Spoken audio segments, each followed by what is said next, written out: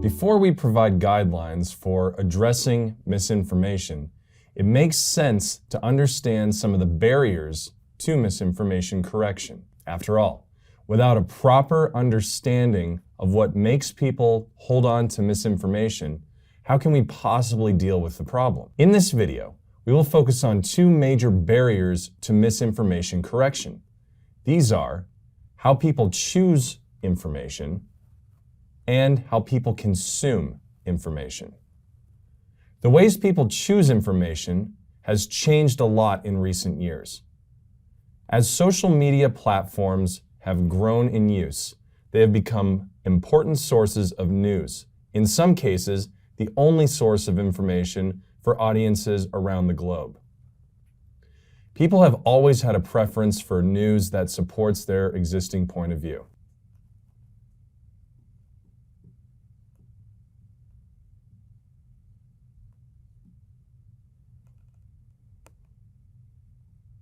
For example, studies have found when given the choice, people are more likely to choose news sources they generally agree with over those that bring a different point of view. This is called selective exposure. Unfortunately, social media platforms are built to feed this preference for agreeable information.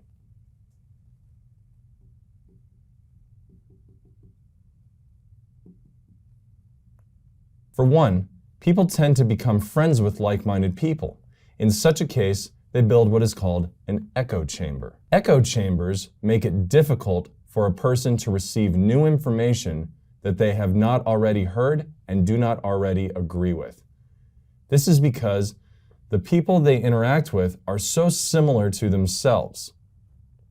This means, for example, that vaccine skeptics surround themselves with other vaccine skeptics.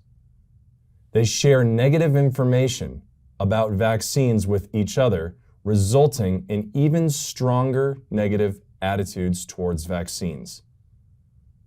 Social media sites also want to keep their users coming back as often as possible and staying on their site as long as possible. So, they keep feeding their users information that they know they agree with and like.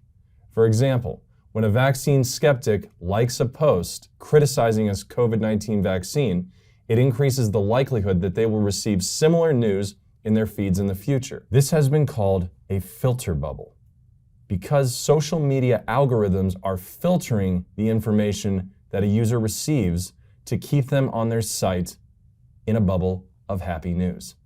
Because of this tendency, social media platforms are custom built to spread and reinforce rumors and misinformation. Social media allows people to surround themselves with news that fits their value and belief systems.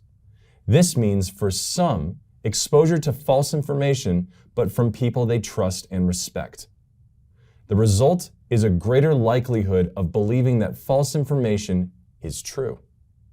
People prefer to seek out and find news that they agree with. This leads to our second major barrier on consumption. Studies have shown that people treat agreeable information differently than they do disagreeable information.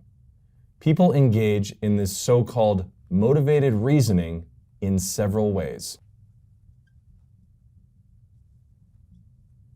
First, they tend to accept information that supports their point of view while counter-arguing information that they disagree with.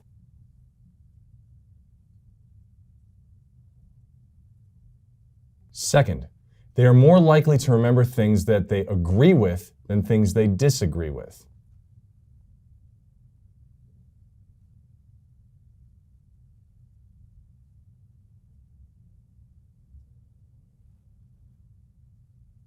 Third, when people feel strongly about an issue, they evaluate supportive arguments as stronger and more compelling than opposing arguments.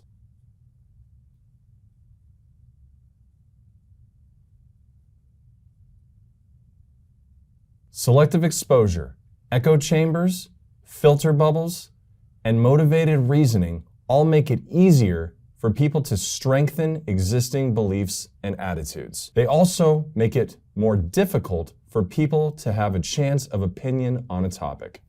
In other words, If someone is fed misinformation, that convinces them that vaccines are bad or dangerous. These barriers will make convincing them otherwise a very difficult task. Overall, this video looked at barriers to misinformation correction. In particular, it focused on how people choose information and how people consume information.